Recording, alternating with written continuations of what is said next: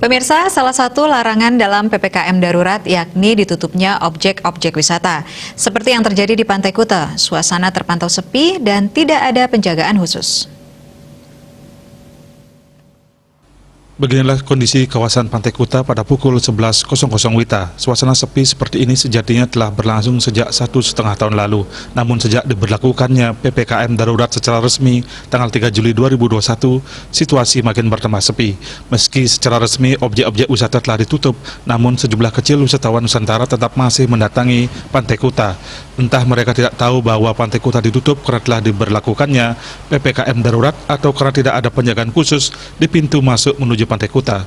Beberapa wisatawan domestik tersebut tampak menikmati indahnya Pantai Kuta dengan duduk-duduk dan melakukan foto-foto bersama rombongan mereka.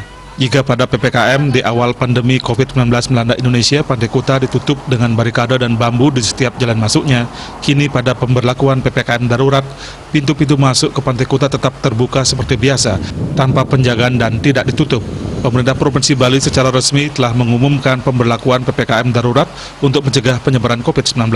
Sejumlah tempat publik, sekolah, tempat ibadah, dan objek wisata ditutup untuk umum mulai tanggal 3 hingga 20 Juli 2021.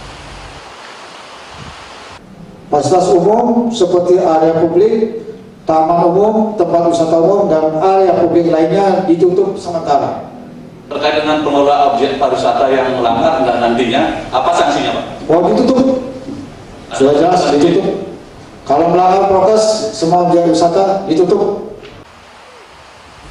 Dengan diberlakukannya PPKM darurat ini, rencana pembukaan pariwisata Bali secara otomatis ditunda karena kegiatan penerbangan, aktivitas masyarakat, dan objek wisata dibatasi. Riase Bali TV.